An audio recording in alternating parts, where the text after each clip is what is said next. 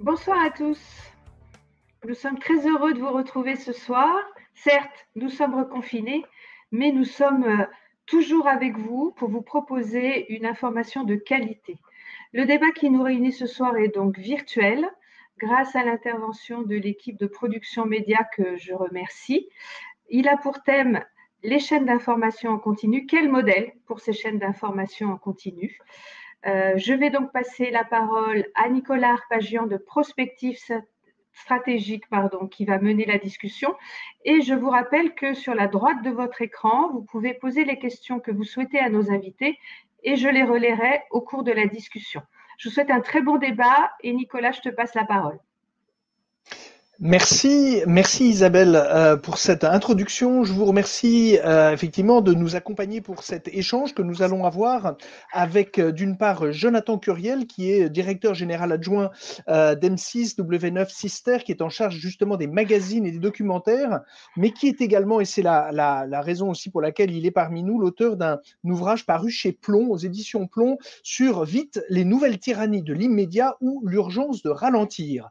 On a le plaisir également d'avoir Olivier Galzi qui a œuvré justement sur iTélé, sur LCI et qui est donc un praticien de la chaîne d'information continue et qui donc pourra nous donner son expérience de cette manière de traiter l'information et de voir comment ce sujet a évolué d'ailleurs justement au cours des années passées. Nous aurions dû avoir parmi nous Alexandra Usan qui effectivement sur France Info TV, simplement les contraintes de l'élection états-unienne ont fait qu'elle a été obligée de retourner à la rédaction et donc malheureusement elle ne pourra pas être parmi nous ce soir. Mais effectivement vous la retrouverez sur France Info TV. Pour commencer ce débat, effectivement, Isabelle l'indiquait, vous pouvez poser vos questions dans le chat et de manière à ce que Jonathan et Olivier puissent y répondre. Un mot sur la problématique de la chaîne d'information, c'est effectivement le fait que le matériau, et c'est justement l'actualité, et qu'il va falloir être en mesure de fournir une information aux téléspectateurs, simplement qui va combiner à la fois la rigueur de la vérification en amont, mais également cette nécessité de fournir cette information avec une relative primeur, ou en tout cas avec une urgence qui va venir peut-être inciter les journalistes à s'affranchir d'un certain nombre de précautions ou de vérifications. Et donc, on voit bien qu'il y a cette dualité dans l'univers de l'information, la disponibilité de l'outil avec le fait d'avoir des journaux en continu, et puis cette nécessité d'avoir une démarche tout à fait rigoureuse quant à la mise à disposition et la publication d'informations.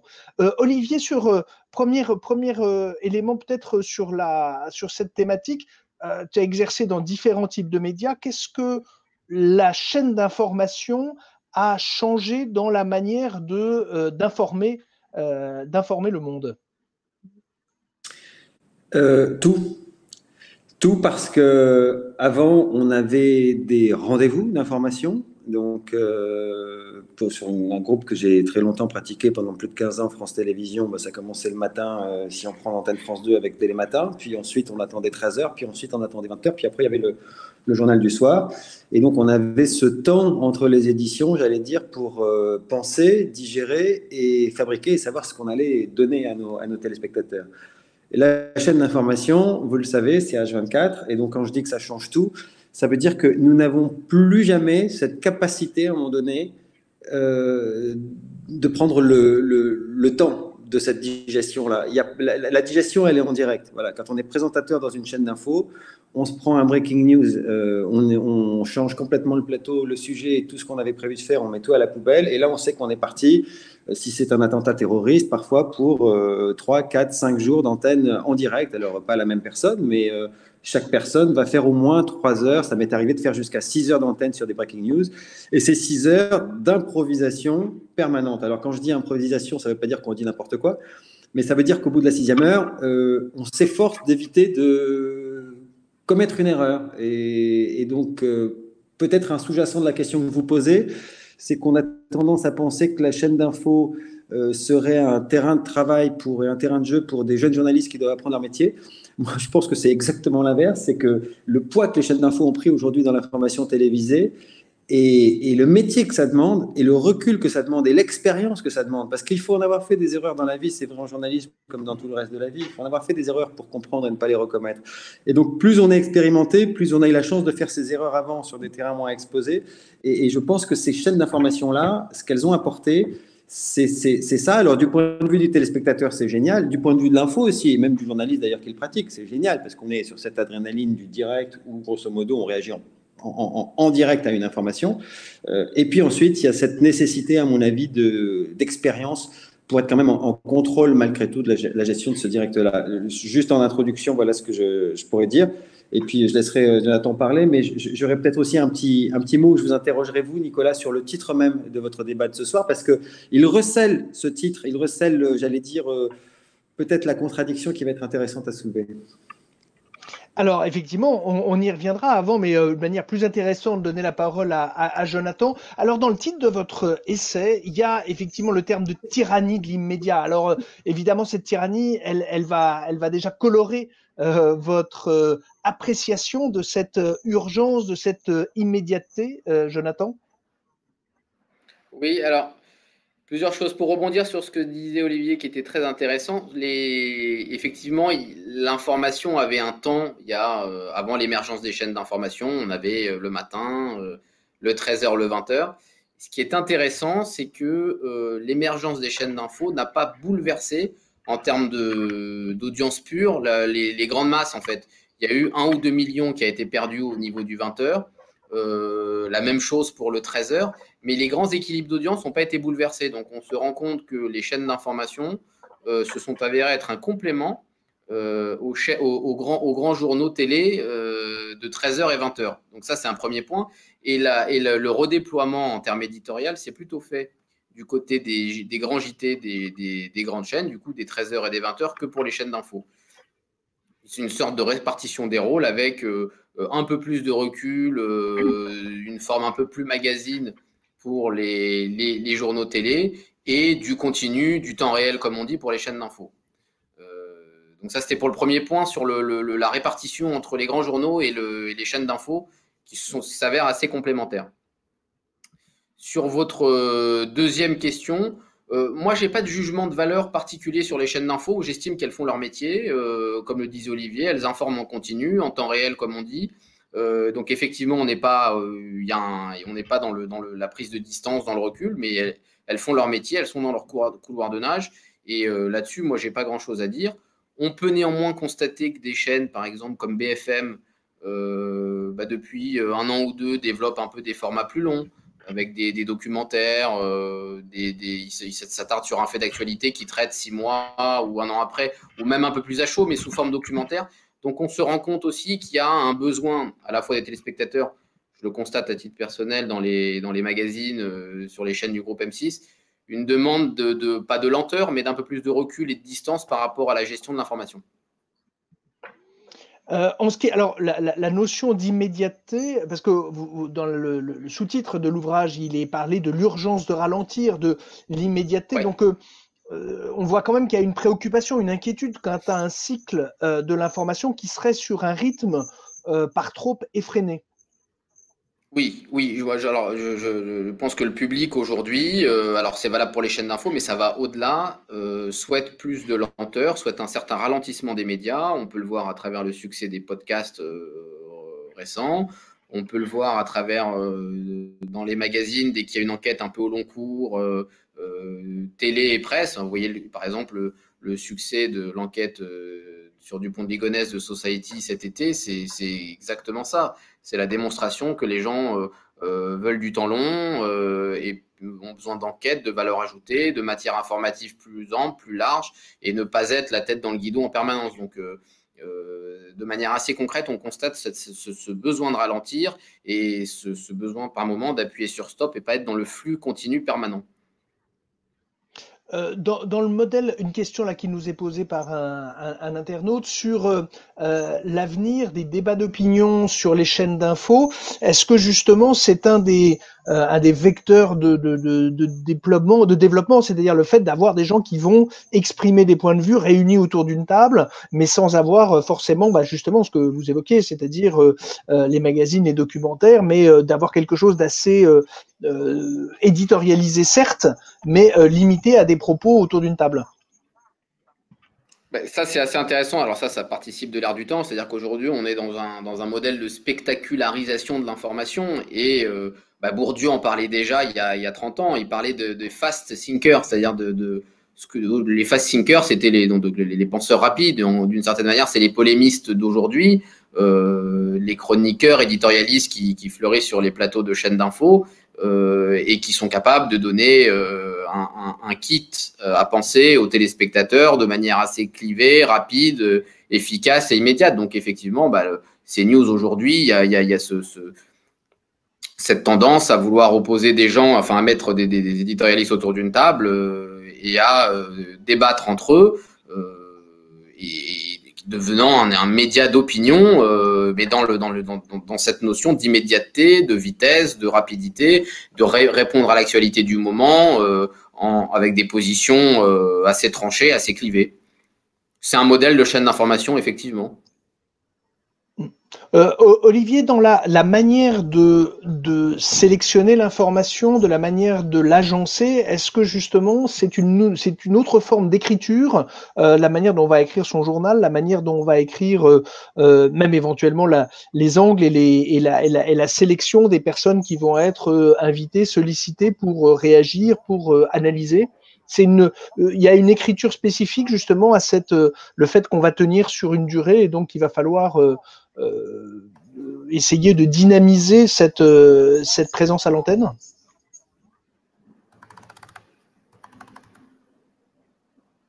Olivier?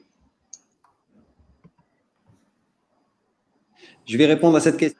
D'abord, si vous le voulez bien, répondre aussi à la question qui est posée sur les débats d'opinion sur l'avenir d'une chaîne d'info, parce que je pense que c'est une question qui est quand même assez cruciale et qui va d'ailleurs m'amener à ensuite répondre à cette question. Il est évident qu'avec le nombre assez ahurissant, il faut le dire, en France, de chaînes d'info, qui très clairement excède la possibilité du marché du tout info pour qu'il soit à peu près, j'allais dire, viable pour les acteurs, tout le monde se cherche, tout le monde cherche la martingale, d'où d'ailleurs votre titre, quel modèle gagnant pour les chaînes d'info?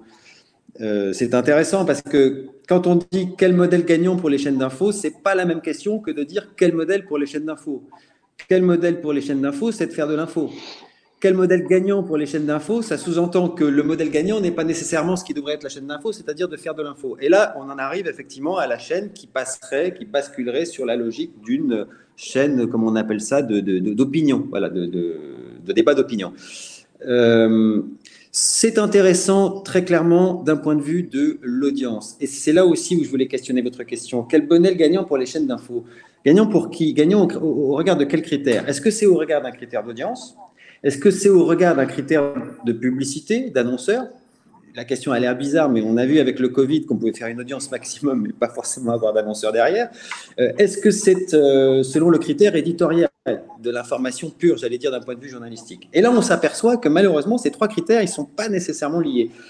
Alors, pour répondre à la question sur le modèle de chaîne d'opinion, je crois que c'est clairement gagnant d'un point de vue de l'audience dans un marché qui est tellement éclaté qu'à un moment donné, plutôt que d'essayer de se dire « je vais essayer de gratter 10% des gens qui sont intéressés à l'information pure parce que tous les autres font de l'information pure comme moi et donc je vais essayer… » Bon, ça va être trop émietté. Donc, il y a un autre calcul qui est très simple qui va rentrer dans la tête d'un patron de chaîne et on comprend totalement, c'est de dire pourquoi on markete le truc comme ça. En fait, l'idée, c'est pas d'être le meilleur sur l'info. L'idée, c'est d'essayer de récupérer le plus de monde possible. Et pour récupérer le plus de monde possible, on sait très bien comment ça se passe. C'est de la dialectique, c'est les règles de la dialectique et de la conviction. Si je dis ce que tu penses, alors je génère de l'adhésion. Donc, évaluons des grosses cohortes de gens qui pensent d'une certaine manière et disons-leur ce qu'ils ont envie d'entendre. Et là, ça nous fera de l'audience. Et c'est exactement ça qu'on appelle aujourd'hui le modèle de la chaîne d'information d'opinion. C'est un pari qui a été fait aux États-Unis il y a assez longtemps. Hein. Fox, quand on parle sur Fox, on sait d'où on parle. Quand on parle sur CNBC, on sait d'où on parle. Et eux, ils se sont pas marketés effectivement sur l'information pure. Ça ne veut pas dire qu'elle n'existe pas derrière cette information. Mais ils se sont marketés effectivement sur une opinion et donc sur un marché. Je cible le marché des gens qui pensent comme ça. Je cible le marché de la droite, de la gauche, des républicains, des démocrates, de ceci ou de cela. Donc, je dirais que je ne sais pas si c'est l'avenir des chaînes d'infos, mais en tout cas, si c'est l'avenir des chaînes d'infos, il faut se poser la question de savoir quelle est la part d'infos qui peut rester dans une chaîne d'opinion. Ça, c'était le premier point. Pourquoi on fait ça aussi? Qu'est-ce que c'est qu'un débat d'opinion sur une chaîne d'info? Alors, pour le coup, on peut avoir un débat d'opinion sans avoir une chaîne d'opinion. Même si aujourd'hui, on voit bien que les chaînes se colorent de plus en plus. Certaines ont fait ce choix, en tout cas. Un débat d'opinion, ça permet d'étendre le temps d'écoute. Il faut savoir aujourd'hui que le temps d'écoute moyen sur une chaîne d'information, c'est grosso modo 7 minutes. Ce qui est extrêmement frustrant pour un journaliste présentateur quand on travaille sur une tranche de 2 heures, c'est que vous essayez de construire 2 heures d'histoire, vous n'allez jamais vous répéter, puis à un moment donné, la sanction de l'audience tombe et on vous dit « Ouais, non mais en fait, Olivier, te prends pas la tête, toutes les 7 minutes, ton audience change, la salle s'est vidée, c'est plus les mêmes, donc tu peux leur rejouer le même film. » On voit bien la limite que ça peut générer, évidemment, à un moment donné, pour la fabrication de cette information-là. Et donc là, j'en arrive, Nicolas, à votre question. Est-ce qu'on écrit en fonction du format de la chaîne d'info? Est-ce que les invités parlent en fonction du format de la chaîne d'info? Oui, évidemment, parce que nous, on va avoir en tête cette histoire des 7 minutes.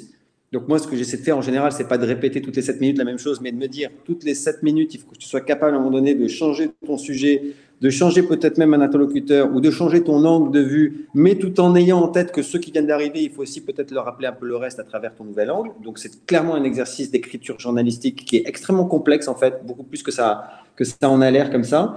Et puis pour l'invité, oui, ça change tout aussi.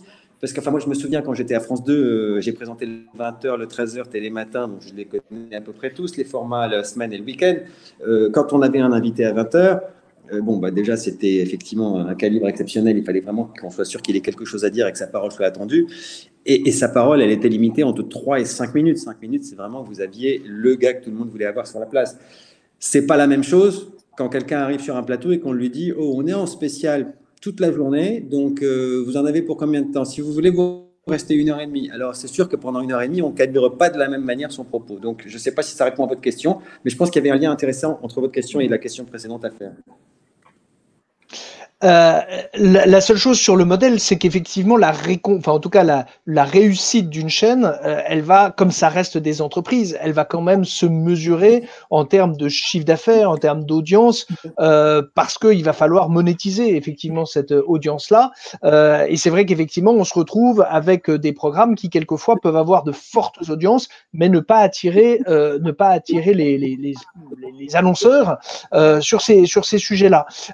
Est-ce que justement, on a parlé, Jonathan évoquait l'évaporation, ou en tout cas la perte par rapport aux grands chiffres des messes de l'information au préalable. Est-ce que aussi il y a également l'évacuation vers Internet, c'est-à-dire vers d'autres formats que la télévision? Est-ce que cette télévision, ces chaînes d'infos, elles ont également une capacité à intéresser toutes les tranches d'âge, toutes les catégories, ou est-ce que c'est un média qui a vocation, alors au-delà des grands événements et des prises de parole symboliques dans des périodes très spéciales, presque tragiques, ou en tout cas à forte émotion, comment est-ce qu'on doit anticiper l'évolution de la consommation de télévision, Jonathan Curiel, par rapport à justement d'autres canaux vecteurs? Alors on pense évidemment à Internet, à un moment mentionniez le podcast, qui est un autre mode un mode accessoire d'information. Comment est-ce qu'on commence à penser à la mise à disposition de l'information pour demain et après-demain? Alors, pour être très honnête, on y pense, mais pour être aussi extrêmement transparent, les JT le soir rassemblent environ 15 millions de personnes en France. Un peu plus entre 10 et 11 millions, je crois, à l'heure du déjeuner. Donc, on est quand même sur des scores d'audience très élevés. Quand on ajoute à cela les chaînes d'infos, les prises de parole du président pendant le premier confinement, on est monté à 32 millions, la prise de parole d'après est montée à 35 millions. Donc c'est quand même, on a quand même encore ce côté très sanctuarisé, sacralisé des 20 heures de l'information télévisée et des chaînes d'infos. Par exemple, là, sur le suivi des élections américaines, les chaînes d'infos ont très bien marché le soir, le matin, et elles ont fait mal aux chaînes généralistes. Donc effectivement, on prépare, il y a de nouvelles sortes de nouveaux canaux de diffusion d'informations. Pour l'instant, pas sur les plateformes, les Netflix, Amazon, etc., ce qui préserve d'une certaine manière la télévision, parce que l'information, par définition, que ce soit les JT ou les chaînes d'info, est en direct. Donc, c'est un vrai vecteur différenciant et qui est prêt, qui n'est pas prêt de s'arrêter. Donc, ça reste quand même un levier très important pour l'information télévisée. Et puis, il y a d'autres canaux comme Brut, comme des Combini, des vecteurs plus jeunes à destination d'une population plus jeune. Mais si vous voulez, pour le moment, sans être trop conservateur, la télévision, l'information à la télévision reste quand même une source d'information importante, avec une crédibilité et une légitimité qui n'a pas son pareil sur d'autres médias pour le moment. Donc pour l'instant, je veux dire, l'information, ça reste quand même une chasse gardée de la télé et des chaînes d'infos. Merci Isabelle. Isabelle Bourdet avait une question de la part d'internautes. Oui, justement, on parlait des circuits de diffusion de l'information. Une internaute vous fait remarquer que beaucoup de personnes maintenant vont chercher l'information grâce aux réseaux sociaux ou la reçoivent grâce aux réseaux sociaux. Elle voulait savoir si vous pensez que ces réseaux prennent le dessus sur les journaux nationaux et sur les chaînes d'infos. Moi, je ne pense pas. Alors, effectivement, il y a des caractéristiques communes entre les réseaux et les chaînes d'infos, c'est que c'est des lieux où la polémique peut bruisser, c'est des lieux qui peuvent agiter un peu les choses, l'actualité. Donc il y a ce dénominateur commun. Est-ce que les réseaux sont effectivement une source d'information pour les gens? Mais je pense pas qu'ils puissent. Sur une population jeune, c'est sûr que les réseaux sont une source d'information importante. Mais pour le moment, je n'y vois pas de menace pour l'information télévisée. Je voudrais juste ajouter une petite chose sur le modèle d'opinion. Oui. Pardon. Non, je voulais juste ajouter un point sur le côté opinion et les médias d'opinion. Alors effectivement, les chaînes ont leur ligne éditoriale et peuvent choisir de se transformer en médias d'opinion en mettant le curseur là où ils veulent. Mais on accompagne aussi un mouvement de société plus global. C'est-à-dire qu'aujourd'hui, on est dans une société d'opinion très polarisée. Vous voyez les États-Unis de Trump, vous voyez la France aujourd'hui, vous voyez... on est aujourd'hui, ce matin, par exemple, on est pro-Amazon ou anti-Amazon. Hier, on était pro-Raoult, anti-Raoult, pro-chloroquine, anti-chloroquine, pro-chasseur, anti-chasseur. Donc, on est dans une société de plus en plus polarisée et les chaînes d'infos, qui se font un peu le miroir de la société, sont d'une certaine manière obligées d'avoir ce rôle de télé-miroir et de refléter cette polarisation de la société qui est grandissante. Oui, enfin, à cette limite près que sur la question de l'opinion, une chaîne d'info, en théorie, elle est censée proposer le débat sur cette opinion. C'est-à-dire, effectivement, on en parle dans la vie, vous en parlez sur vos réseaux sociaux, pour ou contre la chloroquine, monsieur est pour, monsieur est contre, et ça débat. Là, on était quand même en train de parler d'une évolution qui était une prise de parti d'une certaine manière. C'est-à-dire qu'on prend oui, mais ça, tu as raison, je suis d'accord. Et c'est vrai que… Et alors là, pour le coup, et ça fait le lien avec la question de la personne, c'est que là, je pense qu'on est clairement vers un glissement où, comme tu disais, Jonathan, effectivement, Jonathan, c'est notre rôle de nous intéresser à ce qui intéresse les gens, ça c'est clair. Mais quand on commence à décider qu'on va devenir une chaîne d'opinion, alors on suit en réalité ce qui se passe sur les réseaux sociaux. Et qu'est-ce que c'est qu'un réseau social? C'est un réseau d'information. On peut réfléchir à la question de ce que c'est que l'information. En tout cas, ce qui est sûr, c'est que personne ne va venir modifier son opinion en se confrontant à un réseau social. Un réseau social, il fonctionne d'une manière très simple. Il y a les gens qui pensent comme moi. Je me sens bien parce que je me sentais tout seul sur mon canapé. Ben maintenant, grâce à Twitter, grâce aux réseaux sociaux, on est fort, on est nombreux et tous les gens qui pensent comme moi, on s'exprime au même endroit, sur les mêmes forums de discussion. Voilà. Et du coup, on a l'impression qu'on a tous raison ensemble parce qu'on dit tous la même chose. Ça ne fait que renforcer des opinions. Donc, je pense qu'une chaîne d'information qui déciderait d'être une chaîne d'opinion et qui prendrait un parti ne servirait qu'à renforcer une opinion. Et en ce sens, j'interroge effectivement son rôle d'information. Voilà. Mais c'est un choix éditorial qui est évidemment tout à fait possible, qui a été fait depuis longtemps aux États-Unis. Et certains diront peut-être que ça rend les choses moins hypocrites, parce que certains font parfois semblant d'être neutres, d'être au milieu dans le débat d'opinion, alors qu'on sent bien qu'ils sont plutôt d'un côté ou plutôt de l'autre.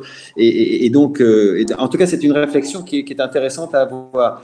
Et puis, autre point aussi par rapport à la percussion, j'allais dire, des réseaux sociaux sur les chaînes d'information, ça en fait partie. Moi, je vais prendre un exemple très concret. C'était très intéressant. On était en spécial d'attentats terroristes. Malheureusement, elles se suivent et elles se ressemblent toutes. Et donc, arrive le moment où on vient d'apprendre la nouvelle. Donc, on a une équipe qui est sur place. Et puis, en fait, on ne sait pas grand-chose. Donc, on vit un peu avec l'image qui est là, les policiers qui commencent à arriver. On attend les premiers témoignages, on fait venir les experts, mais qui n'ont pas beaucoup plus de choses à dire que nous à ce stade sur ce qui se passe, puisqu'on ne sait pas. Et puis là, on est comme tout le monde sur les réseaux sociaux, nous aussi. Et là, par exemple, on avait vu dans un cas très particulier l'identité du terroriste présumé arrivé. Sa photo, son nom. Évidemment qu'on ne le donne pas, pour des raisons que vous comprenez, parce que l'enquête est en cours, parce que c'est pas parce que les réseaux sociaux le font qu'on doit participer effectivement à la possibilité à un moment donné de nuire à cette enquête. Donc on est extrêmement précautionneux. Et c'est là où je dis que l'expérience à un moment donné de toute une rédaction de chaîne d'information, elle a intérêt à être là et elle a intérêt à être derrière et devant. On le donne pas. Et là, les gens commencent à nous dire, mais vous êtes des hypocrites. On le lit tous sur Twitter, on le lit tous sur les réseaux sociaux. Vous le savez vous-même sur votre plateau, vous tournez autour du pot. Pourquoi vous ne le faites pas? Et ben, je pense que c'est là, fondamentalement, que la chaîne d'info peut donner sa différence. Et plutôt que d'être dans un système où on va aller se renforcer son opinion sur un réseau social, où on va essayer d'aller trouver la dernière info, mais qui fondamentalement n'est pas vérifiée, qui va faire le buzz pendant 10 minutes, puis qui va être peut-être contredite 10 minutes après, et ben peut-être que la chaîne d'info, là, pour répondre à votre question initiale de ce débat, quel modèle gagnant pour les chaînes d'info? C'est peut-être ça, justement. C'est ne pas tomber dans le travers qui fait qu'on serait amené à perdre certains de nos repères pour essayer de courir derrière les réseaux sociaux. La remarque sur l'éditorialisation, ou en tout cas pour parler même presque de prise de parole partisane, en fait, elle existait quand même déjà dans la presse écrite. Un lecteur de Libération ne recevait pas l'information de la même manière qu'un lecteur du Figaro ou des Échos. Et donc, on voit bien que cet axe éditorial, il existait déjà dans la presse écrite. Et donc, est-ce que la télévision n'est pas en train juste de rattraper ou au fur et à mesure qu'elle se consumérise, parce que justement les technologies permettent son déploiement, permettent ça. On a reçu il y a quelque temps Bismart, nouvelle chaîne d'information économique. En fait, elle fonctionne avec des moyens au final limités, mais elle peut avoir une audience potentielle aussi importante qu'un grand industriel des médias. Et donc, est-ce que en fait c'est pas un glissement vers ce que la presse écrite connaissait déjà, c'est-à-dire d'avoir des identités dans la mise à disposition de l'information? Jonathan, Olivier. Jonathan. Oui.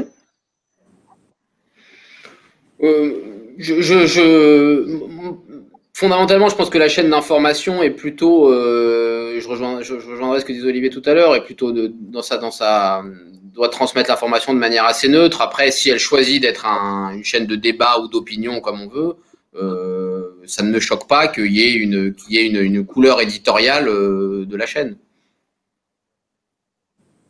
Olivier? Mais c'est vrai que c'est vrai, Nicolas, que c'est pas nouveau dans la presse écrite. Quand on achète Libé, voilà, on comprend à peu près l'orientation de l'opinion qu'on va lire. Quand on achète Le Figaro, c'est la même chose. Il y avait une sorte de... C'est intéressant comme question. Il y avait une sorte de règle non écrite qui faisait qu'effectivement, un média d'information télé, il ne devait pas être partisan. Moi, je pense qu'il y avait deux raisons à ça. La première, c'est qu'il y en avait tellement peu et que les rendez-vous étaient tellement importants. Je ne fais pas d'offense à Libération, mais à un moment donné, l'impact, j'allais dire en termes de nombre de téléspectateurs d'un journal de 20 heures, n'est pas le même que l'impact d'un numéro de Libération. Et puis j'allais dire en plus, quand on achète Libération, on sait ce qu'on achète, donc on y va par sympathie, par curiosité, mais on va pas être déçu de ce qu'on va trouver parce qu'on le sait dès le départ. C'est même l'histoire du journal et c'est pas un sujet, c'est pas un problème. Alors que dans un média télévisuel, qui était nécessairement un média extrêmement grand public, très très large audience, ça me paraît difficile. Je pense qu'il était difficile pour eux de concevoir qu'ils allaient cliver. Voilà, puisqu'ils étaient censés être une extrêmement large audience. Donc c'est peut-être une première explication. Et le fait qu'aujourd'hui, cette règle soit en train de se perdre un petit peu au profit de certaines chaînes d'information dont on a compris qu'elles voulaient devenir des chaînes d'opinion et marquer clairement leur camp et leur territoire, eh ben, je pense que c'est lié justement à la fragmentation, qu'elles sont moins puissantes, qu'on est moins sur des très larges audiences. Et j'en reviens donc à l'idée initiale que c'est probablement aussi une réflexion marketing. De la même façon, il n'a pas fallu à l'époque générer de l'opinion sur des médias très grand public parce que ce n'était pas bon pour le marketing, parce que ça voulait dire qu'on divisait son opinion. Isabelle. Oui, on a une remarque d'un internaute concernant la précipitation qu'ont les chaînes d'information à sortir une info. Il se demande si à la finalité, ce n'est pas dommageable à la véracité des faits. Là, pour le coup, la réponse, elle est très simple. Hein. Il n'y a pas de précipitation à donner. Je crois que l'exemple que j'ai donné tout à l'heure, et là, pour le coup, je ne situe pas ma chaîne ou la chaîne pour laquelle je travaillais à ce moment-là comme des parangons de vertus journalistiques et que les autres seraient des méchants et que nous, on est bons et qu'on a tout compris. Je pense qu'on fait tous le même job et qu'on a tous la même responsabilité. Et je ne crois pas qu'il y ait une précipitation particulière de la chaîne d'information. J'invite la personne qui a posé la question à réfléchir à tous les ratés du journalisme bien avant que les chaînes d'information existent. Confère Timisoara, qui peuple les livres d'histoire du journalisme. Il n'y avait pas les chaînes d'information, il y avait des ratés avant, il y en a toujours aujourd'hui. Et moi, je trouve au contraire qu'au regard des heures, enfin, on est en train de partir de 24 heures d'antenne quotidienne sur 4 ou 5 chaînes différentes. Donc, multipliez pas ça par 5, multipliez pas ça par nombre de semaines et par mois et par année, si vous voulez. Ça fait des calculs astronomiques. Et maintenant, comptons le nombre de dérapages où quelqu'un se serait précipité. Je ne dis pas que ça n'arrive pas, évidemment, il y en a. Ben, je trouve que le ratio dérapage, nombre d'heures d'antenne est bien plus en faveur du journalisme des chaînes d'information qu'il ne l'était à l'époque où il y avait beaucoup moins d'heures d'information et on était quand même capable de faire quelques dérapages de temps en temps. Il ne faudrait pas confondre, j'allais dire, la masse et la qualité. Voilà. Il y en a beaucoup, mais justement parce qu'il y en a beaucoup, considérez que les quelques dérapages qui peuvent avoir lieu et qui sont en général, et c'est l'avantage de la chaîne d'info, tout de suite rectifié. Avant, on faisait une bourde à 20h, le journal s'arrêtait et puis tout d'un coup, c'était la catastrophe et il fallait attendre le 20h suivant pour avoir le démenti. Là, parfois, il peut arriver que quelqu'un dise un truc un peu trop vite et l'avantage, c'est que tout de suite, dans les 2 minutes, dans les 3 minutes, boum, pardon, tout à l'heure, je vous ai dit ça, c'était pas ça, voilà pourquoi je vous l'ai dit, mais on va revenir sur cette information et on arrive à démonter un peu plus les choses. Donc, non, je comprends la question, mais honnêtement, à mon avis, elle n'est pas une réalité. En ce qui concerne la mise à disposition de l'information, on a parlé d'avoir des séquences entre l'immédiateté avec les magazines. Est-ce que ça veut dire que là aussi, un peu comme, alors je fais l'analogie entre le quotidien et le mensuel, le bimestriel, enfin le trimestriel, quand on va s'intéresser aux magazines, aux documentaires, c'est justement conçu comme étant l'anti-immédiateté? C'est-à-dire de travailler sur un temps long, Jonathan, de manière à c'est pas pallier, mais en tout cas aborder l'actualité et les événements du monde sur une autre dimension. Oui, bien sûr, c'est exactement ça. C'est-à-dire que le documentaire, le magazine a vocation à mettre en avant une autre temporalité que l'information en continu. Et donc, ça peut être des magazines, ça peut être une grande enquête dans Capital, Zone Interdite sur M6, ça peut être un numéro d'envoyé spécial, de complément d'enquête sur le service public. Effectivement, ça peut être des grands documentaires, on le voit maintenant sur les plateformes. Le genre documentaire a un succès de plus en plus important.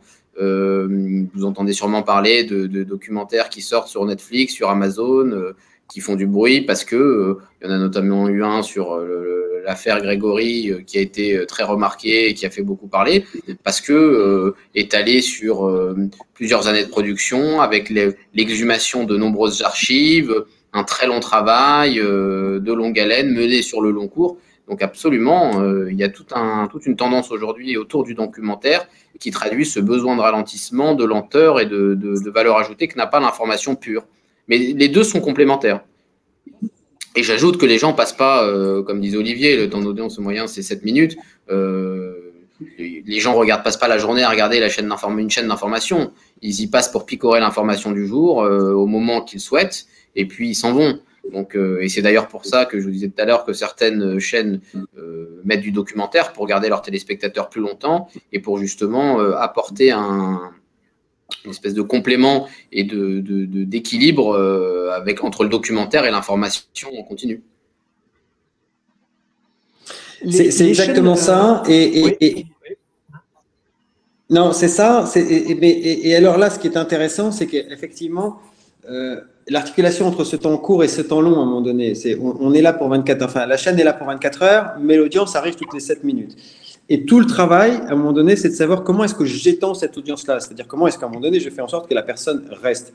Donc, c'est là où, effectivement, sur une chaîne généraliste, qui sont celles dont s'occupe Jonathan, c'est plus évident. Sur une chaîne d'information, c'est moins évident parce que c'est pas censé être notre format. Moi, par exemple, quand je travaillais sur iTélé, j'avais une quotidienne d'information. Je faisais c'était 22h minuit. Je réfléchis à l'heure parce que à ce moment-là, je ne sais pas si ce que je veux vous dire, c'était la même année. Oui, c'est ça. C'était le 22h minuit. Donc, j'étais sur l'écume des jours, hein, l'actualité du quotidien. Et puis, le samedi, j'avais insisté pour qu'on puisse avoir une émission de décryptage. Aujourd'hui, tout le monde parle de décryptage, mais à l'époque, on était effectivement un peu les premiers, en tout cas, à donner ce titre-là à une émission, et ça s'appelait CQFD, ce qu'il fallait décrypter. Et là, en fait, je prenais mon écume des jours de la semaine que j'avais traité comme une écume des jours, et je l'analysais comme étant une lame de fond. Quels sont les ressorts de cette écume des jours? Et là, on avait effectivement, on se posait, et c'était une émission qui durait à peu près 1 heure. Ça marchait super bien.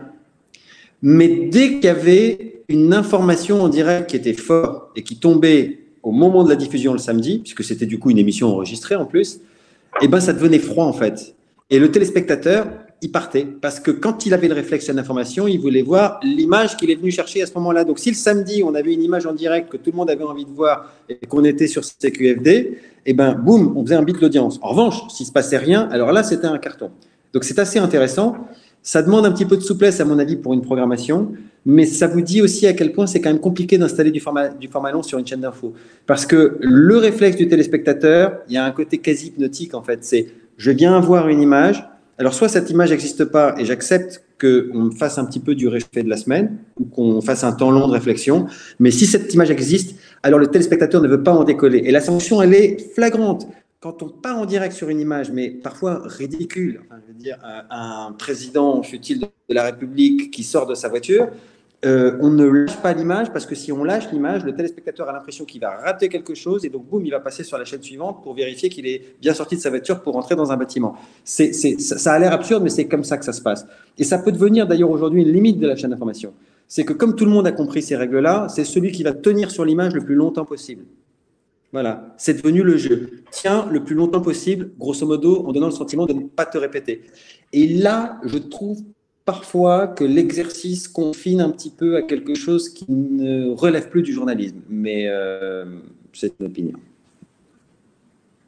Pour rebondir juste en un mot sur ce que disait, pour rebondir juste sur ce que disait Olivier, qui est intéressant sur le réflexe d'info, je trouve ça aujourd'hui passionnant que, alors, c'est la généralisation des chaînes d'infos, c'est à partir de 2005.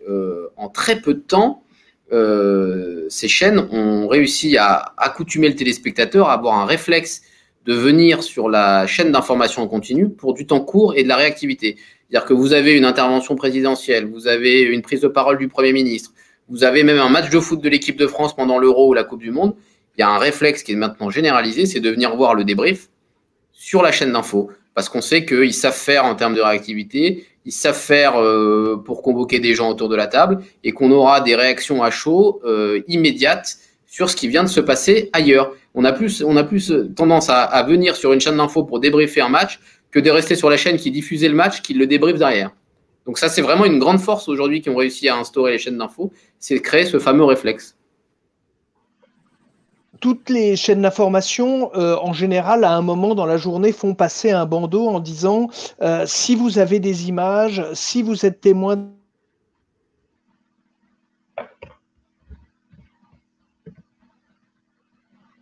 Nicolas, mais je question. Ah, on a perdu Nicolas. Ouais.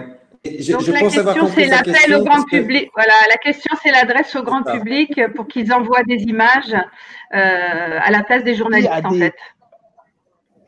À des utilisateurs, dire qu'à tout le monde peut devenir le capteur et le filmeur d'une information. Que tout le monde puisse filmer quelque chose qui se passe au moment où ça se passe, ça me paraît, ça me paraît logique et ça me paraît pas vraisemblablement poser un problème. Après, ce qui pourrait devenir un problème, c'est que d'imaginer que parce qu'on a un smartphone avec une caméra et qu'on est en train de filmer quelque chose, on est soi-même devenu un journaliste. Voilà, il y a quand même 2-3 règles. C'est qu'à un moment donné, l'information, c'est une matière brute et le journalisme, c'est un métier pour traiter cette matière brute sans la déformer, pour la rendre compréhensible pour tout le monde. Et c'est juste cette frontière-là que je souhaiterais qu'on garde. Mais sinon, que nous soyons alimentés par des images de smartphone quand les caméras ne pouvaient pas être sur place, j'ai envie de dire bonne nouvelle, quoi. Jonathan ? Je partage exactement ce que vient de dire Olivier. J'ai vraiment rien de plus à ajouter. Très bien. Isabelle, qui avait une question. Oui, on a une question sur la rapidité de diffusion de l'information et une internaute vous demande quelles sont les méthodes employées par les chaînes d'infos pour faire du fact-checking et peut-être ralentir un peu l'urgence.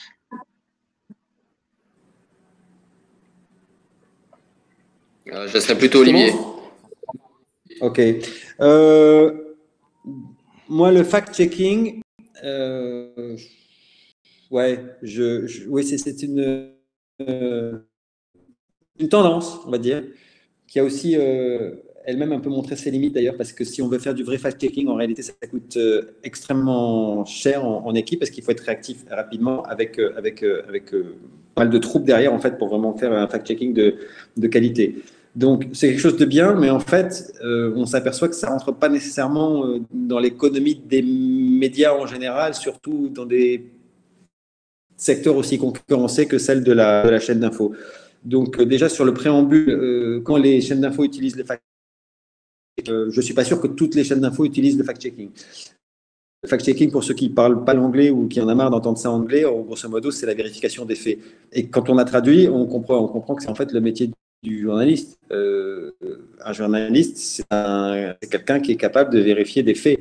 Donc, qu'est-ce que c'est que le fact-checking? Ce n'est pas parce qu'on le dit en anglais et que c'est à la mode que ça révolutionne totalement nos métiers, à mon avis. C'est la capacité de chacun des journalistes à répondre à la fonction, à remplir la fonction qui est la sienne et à celle de vérifier le dit avant de le dire. Voilà, c'est la réponse que j'aurais envie d'apporter, moi.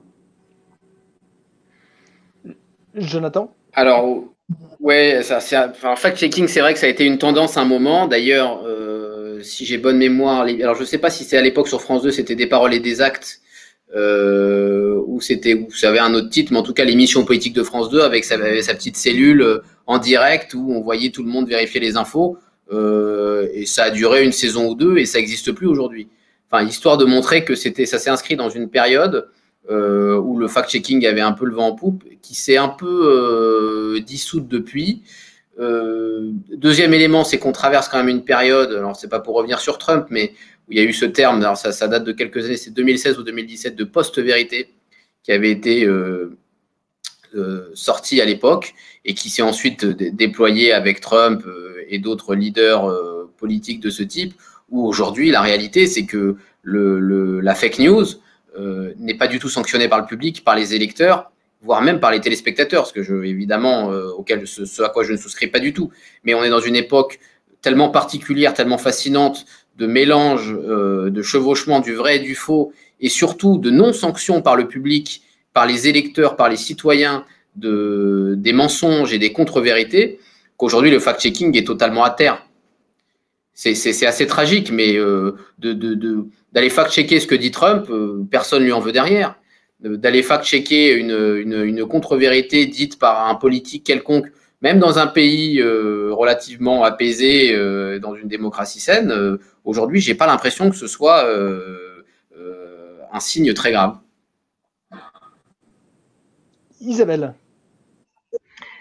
Oui, une internaute vous demande comment vous expliquez le fait que les journalistes de terrain, les envoyés spéciaux de ces chaînes, ont si souvent mauvaise presse. Est-ce que c'est un manque de confiance, un manque de crédibilité, de déontologie? Alors, c'est amusant qu'ils aient. Moi, je dirais pas qu'ils ont mauvaise presse, parce que s'ils avaient mauvaise presse, ça voudrait dire que les confrères et consoeurs journalistes disent que leurs confrères et consoeurs journalistes de terrain sont pas bons. En l'occurrence, ils n'ont pas mauvaise presse, ils sont mauvais. Comment on va appeler ça par rapport aux réseaux sociaux? Ils ont une mauvaise image dans les réseaux sociaux. Oui, ça serait plus juste. Et je fais exprès la différence. Avoir mauvaise presse, c'est quelque part, quand les institutions, finalement, parce que la presse est rentrée aujourd'hui dans l'esprit des gens comme une institution, quand l'institution n'informe que cette personne est plutôt sulfureuse, alors on dit que cette personne a mauvaise presse. Là, ce qui est intéressant, c'est que ce sont ceux qui considèrent qu'ils sont aussi, Jonathan ou moi par exemple, parce qu'ils ont un iPhone et qui sont dans la rue, et qui vont dire nous, on fait le véritable métier de journaliste, et vous, messieurs, vous êtes des censeurs. Alors là, c'est le prix à payer, j'allais dire, pour être devenu, entre guillemets, ce qu'on a appelé le quatrième pouvoir. On est dans un système où il y a une défense vis-à-vis de tous les pouvoirs, qu'ils soient législatifs, judiciaires, exécutifs, et donc évidemment aussi médiatiques. On le voit même que ça va même jusqu'à des institutions qui portent uniforme et qui sont pourtant des uniformes qui sont censés réunir tout le monde, que ce soit les médecins ou que ce soit les pompiers, qui aussi peuvent se faire caillasser de temps en temps. Et donc, effectivement, le journalisme est considéré comme un pouvoir. Il devient, probablement à juste titre, je ne sais pas, en tout cas, on aurait dû accepter de dire qu'on était un pouvoir, mais parce qu'on est un pouvoir, on est au contraire un contre-pouvoir, à mon avis. On doit être un contre-pouvoir. Il y a les pouvoirs et le journalisme est un contre-pouvoir, c'est-à-dire la capacité à un moment donné de questionner au moins la parole du pouvoir. Mais si on a peut-être trop longtemps accepté de dire qu'on était un pouvoir, alors du coup, aujourd'hui, le retour du moment, oui, c'est que le pouvoir étant défié, eh bien, le journalisme n'est plus respecté. C'est vrai. Jonathan? Ouais, pour revenir sur vraiment le rôle de l'envoyé, la question c'était pourquoi les envoyés spéciaux des chaînes sont décriés, hein, si je. Oui. Oui, bah en fait, l'envoyé spécial, il est assez consubstantiel de la chaîne d'info. C'est l'un des premiers symboles d'une chaîne d'information. C'est-à-dire que dès qu'il se passe quelque chose, on envoie quelqu'un sur place. Et je pense que le rôle est à la fois passionnant et assez ingrat. C'est-à-dire que c'est des journalistes qui doivent, par exemple, qui sont condamnés à rester devant la grille d'un ministère pendant un remaniement pendant 24 heures, enfin pendant 10 heures de suite, à qui on donne un parapluie pour montrer qu'il pleut quand il y a des tempêtes et qu'ils peuvent rester trempés. Donc ils sont censés à la fois ils sont censés eux-mêmes signifier l'information du fait même de leur propre présence sur les lieux ou dans un stade avec des supporters derrière qui s'excitent pendant 2 heures. Donc c'est vrai qu'ils ont un rôle assez ingrat, mais en même temps, ils sont eux-mêmes le symbole, plus encore que le présentateur en plateau, de la fonction et de l'utilisation que le public fait d'une chaîne d'information. Donc ils en sont vraiment le symbole absolu. Et donc de facto, ils ont souvent un rôle soit ingrat, soit difficile, mais en tout cas jamais évident à jouer parce qu'ils doivent symboliser cette chaîne et souvent dans des postures compliquées. Mais c'est vrai, c'est ce qu'on disait tout à l'heure d'ailleurs, c'est cette idée que le direct est magnétique par définition et hypnotisant. Et donc, avoir quelqu'un en direct sur place qui, honnêtement, on le sait, on ne va pas se raconter d'histoire, mais parfois, on peut prendre le même envoyé spécial en direct 4, 5 fois, 6 fois d'affilée, et il va vous dire exactement la même chose parce qu'il ne s'est absolument rien passé. Et je vais même vous dire, c'est pire, c'est que quand on retourne le chercher en direct, on sait qu'il n'a rien d'autre à dire. Mais ce n'est pas grave, on est sur la fameuse logique d'audience des 7 minutes. Oui, mais les gens qui viennent d'arriver ne le savent pas forcément, ne savent pas ce qu'il a à dire, donc on retourne le chercher et il dit la même chose. Donc ça donne cet effet-là, effectivement, ça renforce probablement l'effet de dire, bon, tout ça c'est du vide, c'est de la vacuité. Ils ont mis quelqu'un devant un ministère, il n'a rien à dire, et il restait le pauvre quand il fait froid ou même sous la neige toute la journée, et il n'a rien à nous dire. C'est vrai que c'est quelque chose qui renforce probablement cette mauvaise image chez certains des chaînes d'information. Et moi, je pense que ça serait une réflexion intéressante aussi à avoir au niveau des chaînes d'information à un moment donné. Est-ce qu'on est obligé de jouer l'image pour l'image, le direct pour le direct, d'étendre cette espèce de scénarisation permanente, en fait, et est-ce que ça ne peut pas se retourner à un moment donné contre nous, parce qu'à force de scénariser, eh bien, quelqu'un qui voit un scénario, quelqu'un qui lit un scénario, il sait aussi que c'est de la fiction. Voilà. Et donc, est-ce qu'en scénarisant, on ne renforce pas l'idée que ce qu'on raconte n'est plus de l'information, mais une sorte de fiction qu'on serait capable de raconter très bien? C'est une vraie question derrière ça. Isabelle. Oui, il y a de plus en plus de débats sur ces chaînes d'infos et un internaute se demande s'il ne serait pas intelligent de dissocier les faits des humeurs, l'analyse des commentaires, afin d'aider les téléspectateurs à se faire leur propre opinion. Bon, moi, je trouve que c'est le cas. Hein. J'ai pas l'impression qu'on mélange l'information et l'humeur. C'est des moments respectés. Il y a des flashs d'infos et puis il y a des moments plus d'humeur, de débat, d'opinion. J'ai pas l'impression que ces deux moments se chevauchent. Je suis d'accord, dans l'ensemble, ils ne se chevauchent pas. Après, on voit bien là qu'il y a une évolution sur certaines. Voilà. Certains se voient comment ça fonctionne de mêler l'humeur et le commentaire. Et en plus, ça marche bien. Ça fait des grosses audiences. Si l'audience génère tous les biais dont on est en train de parler, qu'est-ce que c'est que l'audience? C'est un nombre de téléspectateurs derrière. C'est vous qui nous posez des questions. Donc, on ne peut pas demander à un moment donné d'avoir un système d'information parfait si le téléspectateur est un voyeur. On ne peut pas demander un système d'information parfait si le téléspectateur vient chercher un renforcement de sa propre opinion bien avant d'essayer de comprendre ce que peut-être peut penser l'autre en face qui ne pense pas comme vous. Tant qu'on aura une audience comme celle-là, quelque part, j'allais dire, le produit suivra. Voilà, c'est comme ça. Donc, bien sûr qu'il était journalistique, mais je crois que si on parle de responsabilité de l'information, il ne faut pas oublier la responsabilité, entre guillemets, du client final. Ce n'est pas bien de dire client pour de l'information. Hein. Certains vont sauter au plafond en disant « mais l'information n'est pas une marchandise ». C'est la réalité. Comme ça, on est en train de parler de chaînes d'information privées pour la plupart. Le privé, il ne vit pas de la redevance, il ne vit pas de vos impôts, il vit de ses annonceurs et de la publicité. Donc, à un moment donné, que vous le vouliez ou non, c'est un produit. Alors, soyez des consommateurs qualitatifs et vous aurez des produits qualitatifs.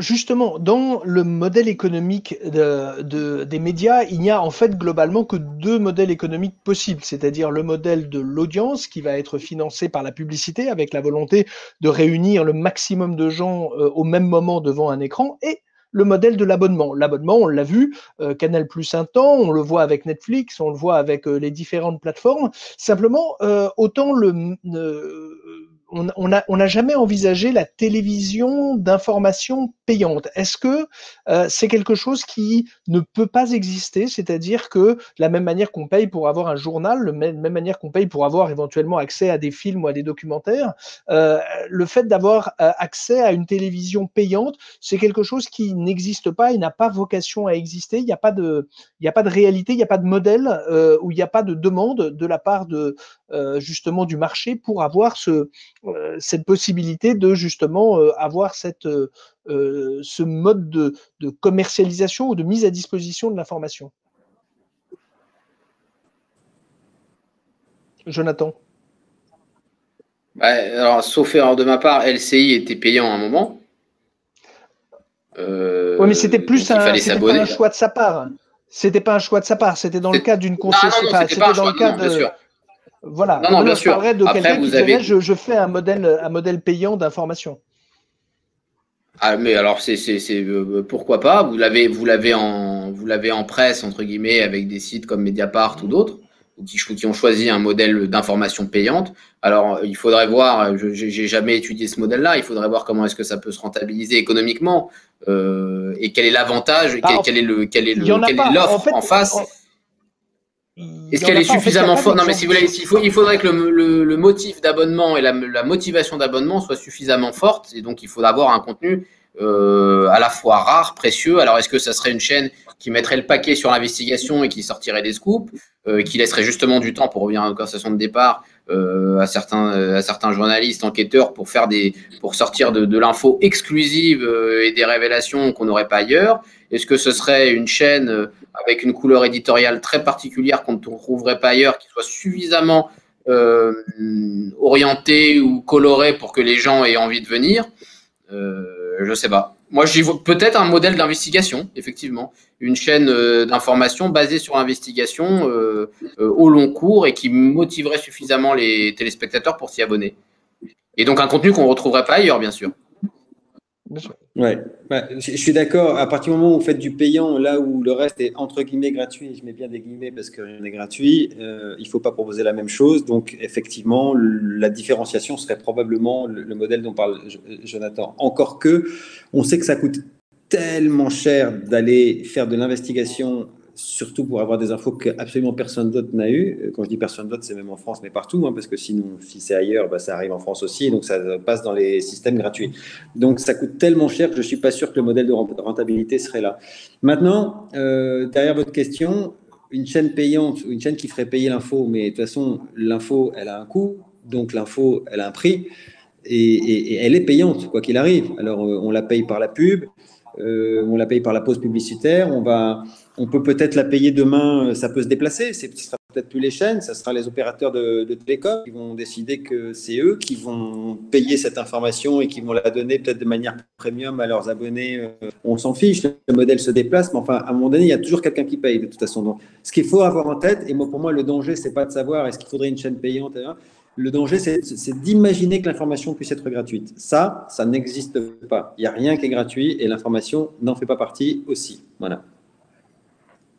Un mot sur un acteur qui est arrivé récemment, ou en tout cas récemment à cette ampleur-là, qui sont les chaînes d'information suscitées ou organisées par des États. Alors ça a été le cas avec France 24, ça a été le cas avec la Deutsche Welle en Allemagne, avec éventuellement, et puis avec Russia Today pour la Suisse, pour la Russie, pardon, avec justement des chaînes d'information continue émanant d'États.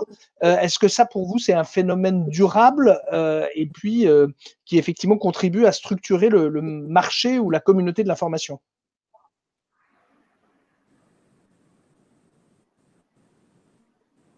Olivier ou Jonathan? Je suis sûr qu'on puisse mettre dans le même panier quand même Russia Today avec… Non, bien sûr, mais c'est des chaînes d'État. Non, bien sûr, c'est la singularité que l'actionnaire, voilà, c'est une chaîne d'État. Quand tu dis, oui. Alors, je dirais que ce sont des chaînes publiques. Quand on parle de chaîne d'État, parce que les mots véhiculent quand même leur connotation, Russia Today est probablement une chaîne d'État au sens où on peut entendre derrière ce qu'on imagine avec une chaîne d'État. C'est-à-dire, c'est effectivement au service d'un État qui va favoriser une vision du monde. Je ne suis pas sûr que France 24 ou que la chaîne suisse dont vous parliez soit fondamentalement dans cette optique-là, encore que je suis peut-être extrêmement naïf. Donc, la question, elle est de celle de l'actionnariat, public ou privé. C'est assez simple en fait. J'ai envie de dire, c'est comme avec les journalistes, c'est comme avec les téléspectateurs. Un patron de presse, soit il a une éthique et ça fonctionne.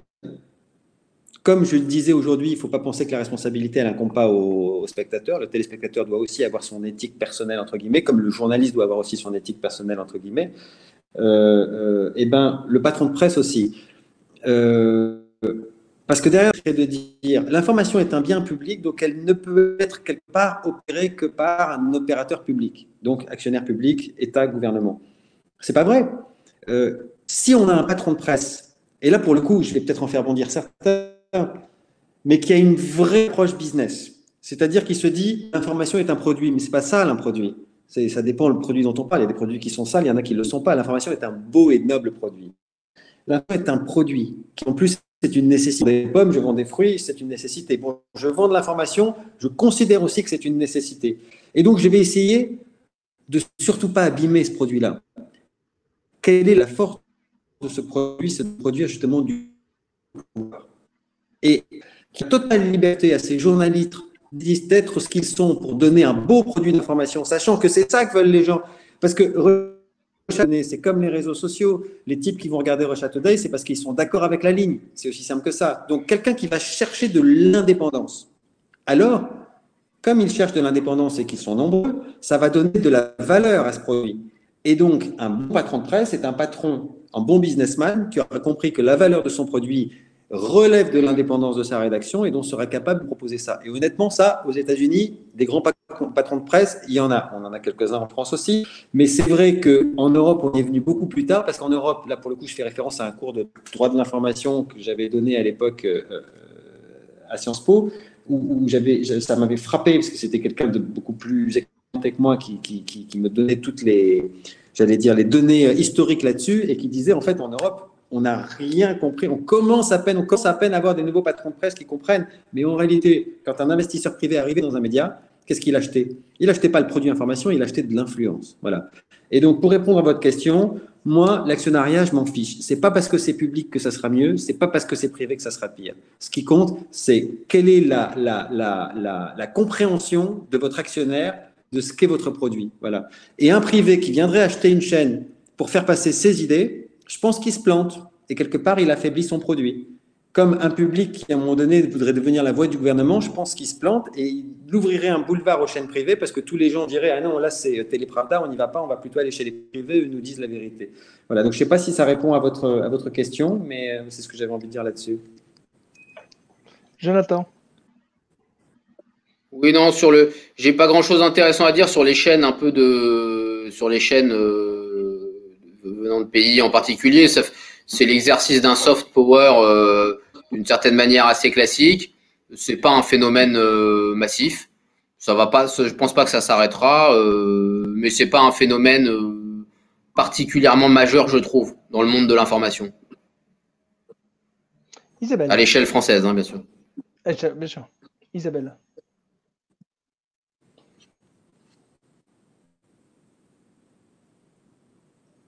J'ai pas de question, pardon. Non, j'ai pas de question là pour l'instant. J'avais vu un signe de la main qui m'avait fait comprendre que c'était ça. Pas du tout.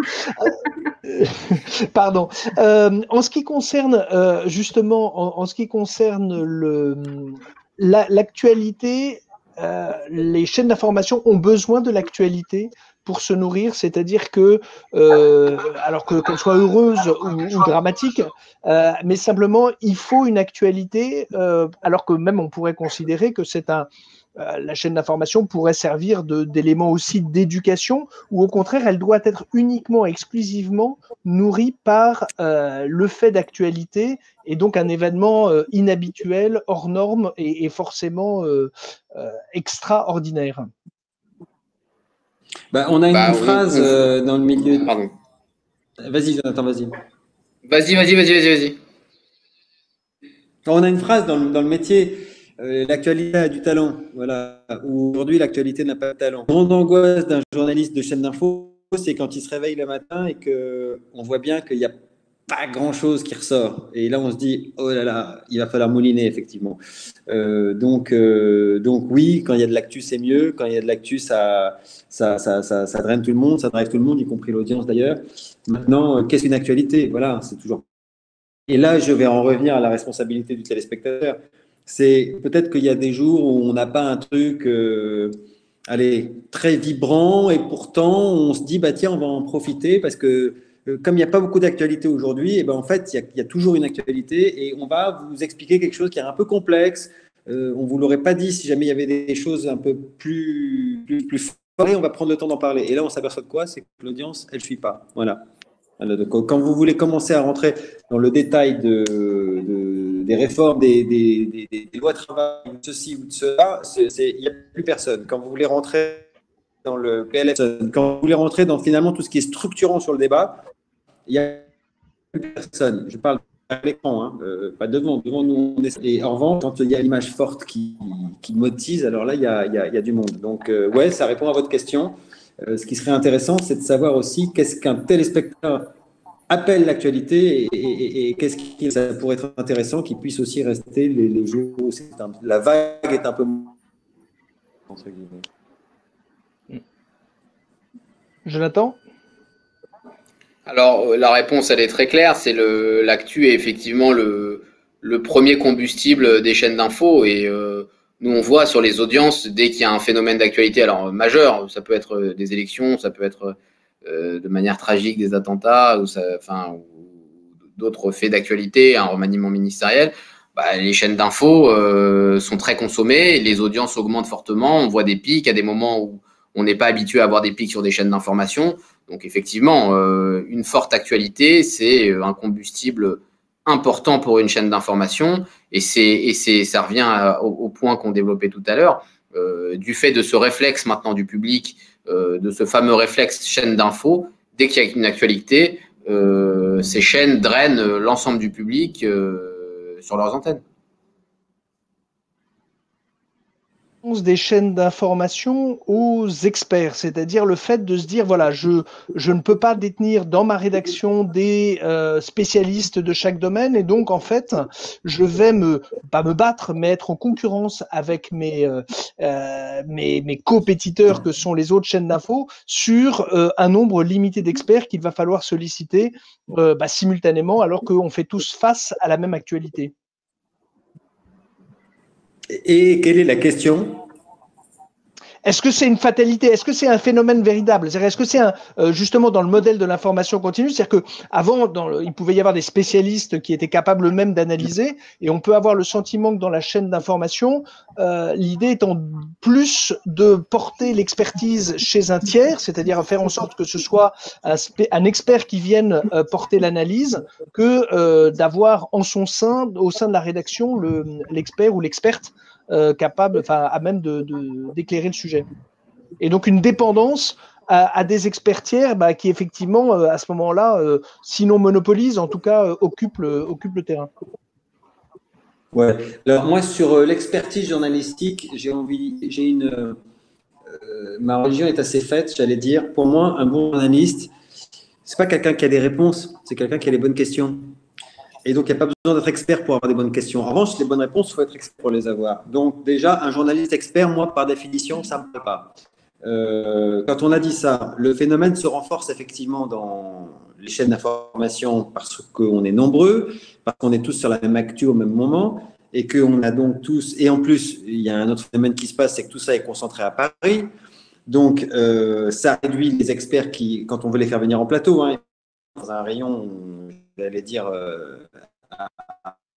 et il faut être les premiers à les appeler parce que évidemment quand on veut les meilleurs, tout le monde connaît les meilleurs, donc c'est le premier qui appelle qui va gagner, mais parfois c'est pas forcément le premier qui appelle parce que c'est celui qui a peut-être plus d'audience derrière qui va dire oui, tu as peut-être rappelé 10 minutes avant, mais avec moi tu feras 2 fois plus d'audience si tu viens chez moi, du coup il va l'attirer.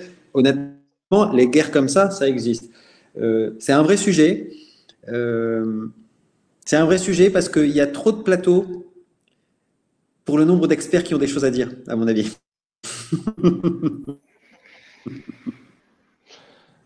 Jonathan? Alors, je ne suis pas tout à fait d'accord. En préambule, déjà, les chaînes d'infos ont ouvert la voie à deux types de populations. Le premier type de population, c'est des politiques de niveau intermédiaire qu'on ne voyait pas avant. C'est-à-dire qu'avant, on avait, dans les années jusqu'à début des années 2000, on avait les grands fauves politiques où il y en avait, on les comptait sur les doigts d'une main, qui faisaient des 13h ou des 20h. En dehors de ça, en dehors de ces enceintes, on ne voyait pas des membres, enfin, on n'appelait pas à l'époque les républicains, mais des jeunes politiques qui ne passaient pas dans les grands JT.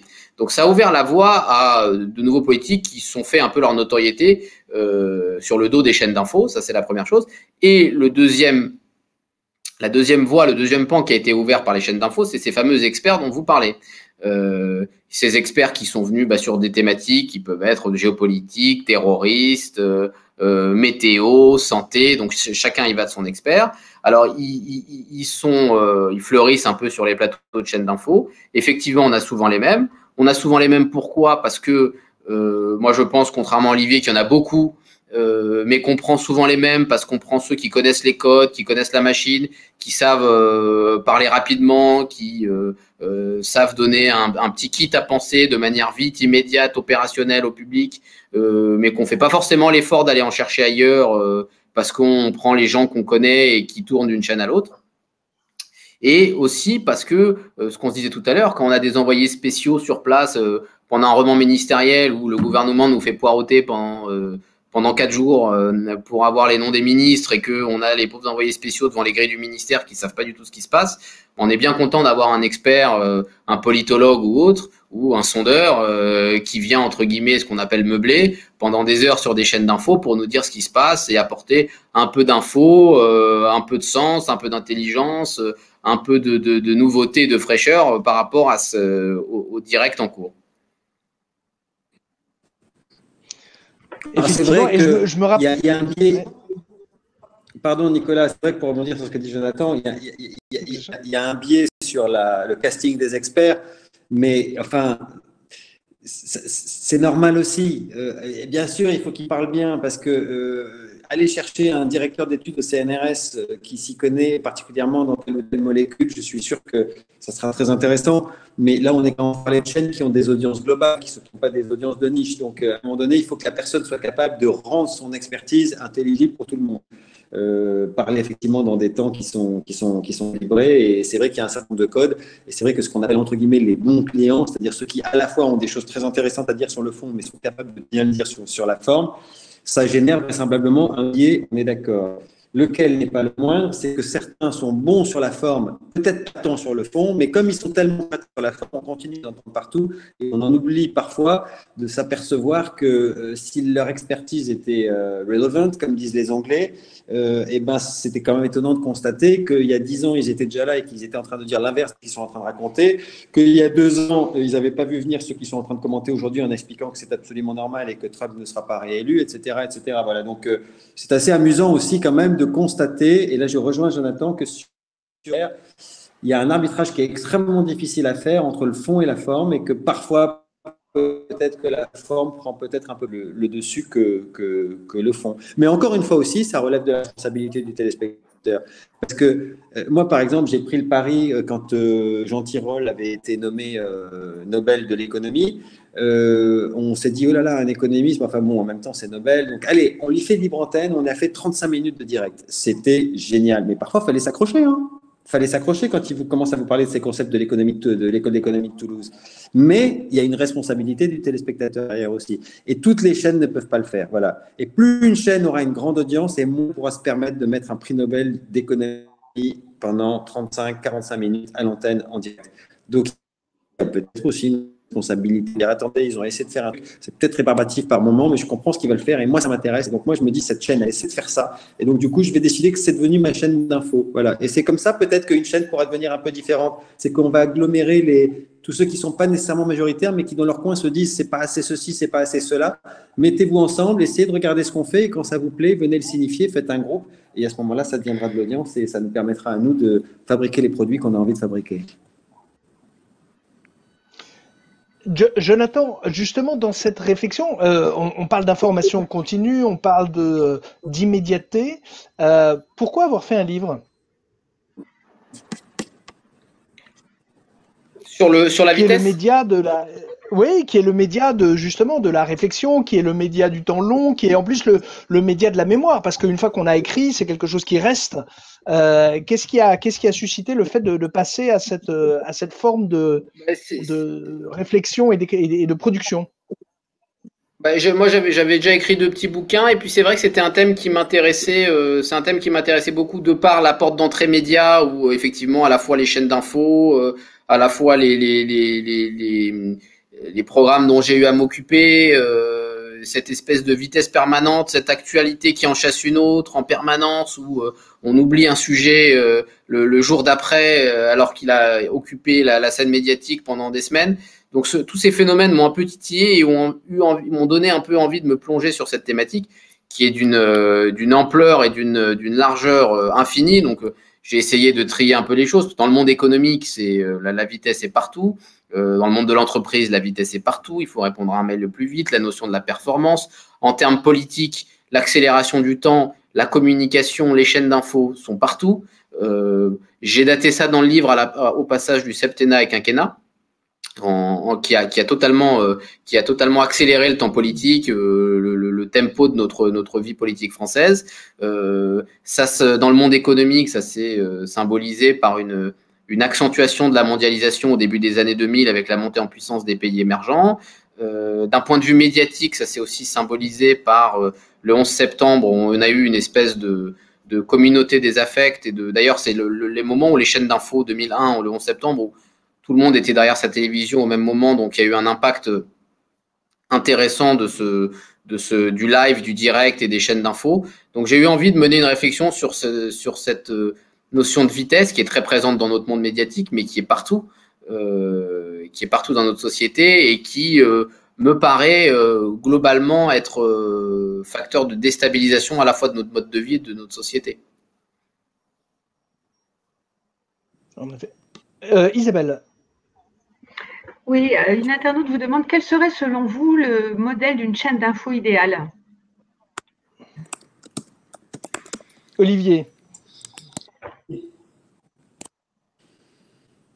Une chaîne qu'on a envie de regarder, qui nous apprend des choses, qui nous fait peut-être même changer d'avis sur certains sujets sur lesquels on avait beaucoup de certitudes. Et ça serait déjà pas mal, ça. Jonathan? C'est une bonne question. Excellente question. Alors, moi, je dirais de la bonne information, des flash infos bien foutus, etc. Mais ça, c'est pas la peine de revenir. J'y injecterai du débat, du vrai débat, et surtout de la nuance. Parce que je trouve que la nuance est en train de mourir. Je trouve que, pour revenir à ce qu'on se disait sur les experts, les politologues et les polémistes, on a tendance à avoir des gens qui ont des avis toujours très tranchés, parce qu'on est dans une économie de la vitesse, on est dans une économie de l'immédiateté. Et je trouve qu'on est en train de mourir de cette perte de la nuance, de ce besoin de clivage en permanence. Et j'aurais envie d'avoir des intellectuels, comme évoquait Olivier tout à l'heure, qui par moments disent je sais pas, qui soient compétents, mais ce que je trouve intéressant aujourd'hui, si vous voulez, pour dire les choses différemment, c'est qu'on devient très militant, on devient très clivé, très tranché, et en même temps le jeu de fond de course ne suit pas derrière. C'est-à-dire que le niveau de militance et le niveau de compétence sont décorrélés.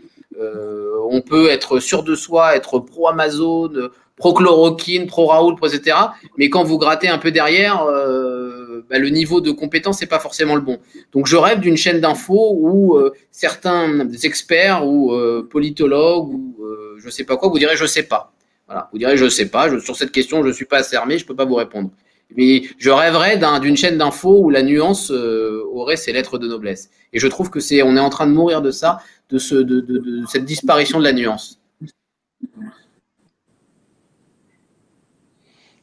Alors, ce qui est vrai, c'est que par rapport à l'expression de besoin, c'est vrai qu'on peut imaginer aussi que le consommateur, dans ses différentes dimensions, c'est-à-dire qu'il est internaute, téléspectateur, et puis également d'ailleurs contribuable quand il paye sa redevance également, mais simplement qu'il peut avoir des sincérités successives, c'est-à-dire entre le moment où il va exprimer un besoin, de dire voilà, moi j'adorerais écouter un opéra, j'adorerais écouter des films d'auteurs, regarder des films d'auteurs, et puis au final, quand le soir vient et qu'il regarde et qu'il allume sa télévision, effectivement, il va plutôt chercher une émission de divertissement, il va chercher quelque chose, alors pas une facilité, mais que souvent il y a un décalage entre l'expression de besoins théoriques et puis la consommation réelle telle qu'on la voit justement dans les audiences, telle qu'on la voit dans les sujets qui font polémique ou en tout cas qui font discussion. C'est-à-dire que chacun doit gérer aussi ces paradoxes entre ce qu'il a envie théoriquement de voir, des émissions culturelles, des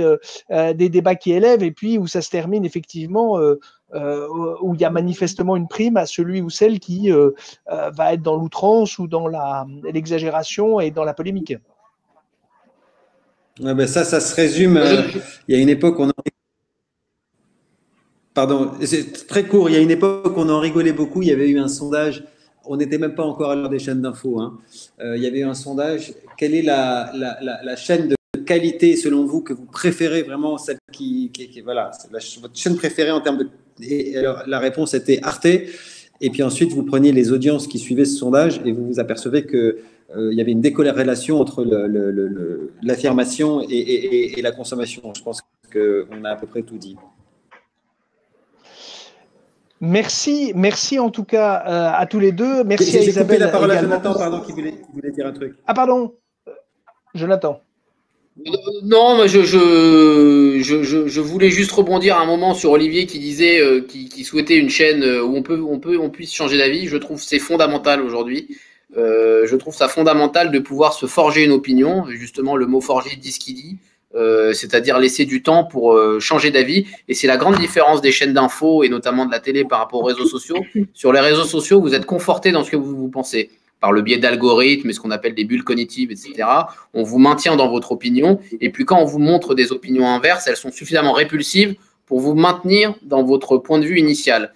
Une bonne chaîne d'information, un bon journal d'information, un bon magazine d'information, quelle que soit la forme, doit vous amener avec des points de vue contradictoires, avec du débat, à pouvoir être en mesure de changer d'avis et de ne pas être dans l'opinion tranchée, clivée, comme les réseaux sociaux. Très bien, bah merci en tout cas, parce qu'effectivement, souhaitons que même notre échange ait permis à nos téléspectateurs, internautes de changer également d'avis, de se faire là aussi leur propre conviction sur cette thématique des chaînes d'infos. Et je, évidemment, renouvelle la mention de votre ouvrage, Vite, les nouvelles tyrannies de l'immédiateté, justement sur l'urgence de ralentir, c'est chez Plomb. Et donc de manière à continuer à prolonger cette discussion et cette réflexion. Merci à tous les deux et merci également à Isabelle Bourdet. Je donne rendez-vous, pardon, pour un prochain débat qui aura lieu également dans le cadre du Presse Club le lundi 9 novembre à 18 h sur justement le dessin de presse avec justement la subjectivité, tous les sujets liés à l'actualité du dessin et de voir que effectivement c'est aussi une démarche journalistique évidemment à part entière. Ce sera d'abord sur un Facebook Live et de la même manière que notre débat de ce soir, il sera à nouveau disponible en replay sur le site internet du Presse Club. Voilà, je vous remercie à nouveau pour votre présence, votre assiduité et certainement pour une prochaine édition dans le cadre des rencontres et des débats du Presse Club de France. Merci à vous. Merci Nicolas.